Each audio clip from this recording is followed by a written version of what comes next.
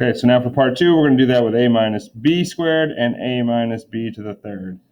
So a minus b squared is a squared minus 2ab plus b squared.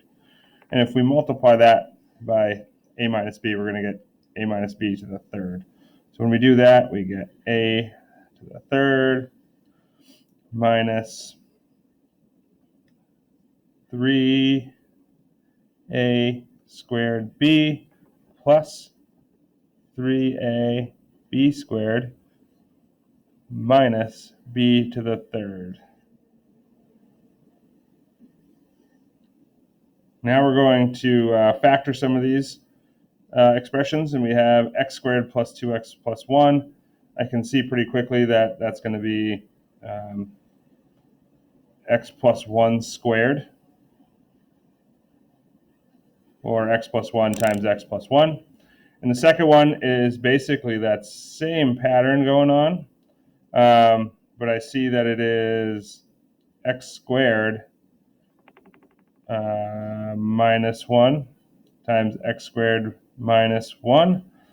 And I know that you can factor those out even further, so we would have x plus 1 squared and x minus 1 squared. This last guy is a little bit more complicated, and to be honest, I couldn't do this in my head. I would definitely have to write it down. But I can see that this pattern from the second one to the third one might hold true, except that it's to a sixth term or sixth degree.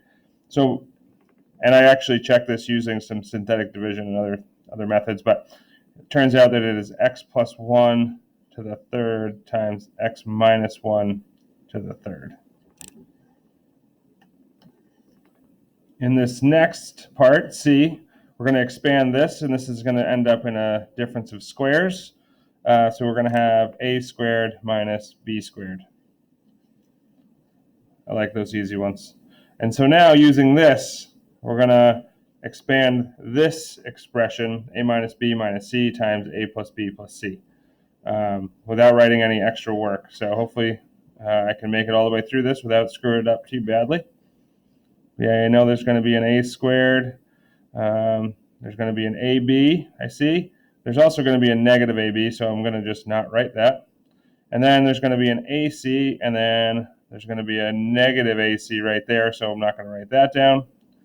I see that there's going to be a negative b squared, and then let's see, be a negative bc, another negative bc, so we're going to have 2 bc, and then all we have left is minus c squared.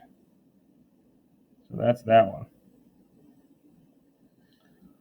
The next one we're going to do is just about the same thing. It's going to start with a squared, and then it's going to have a positive ab and then a negative ab, so that's not going to happen, and a negative ac and a positive ac, so those will cancel out. So the next term I have is again negative b squared, right? And then we have a b and a negative c, so that's a positive bc. And then we have a positive bc, so it would be plus 2 bc. And then again, minus c squared. The last one is asking us to factor this quadratic expression.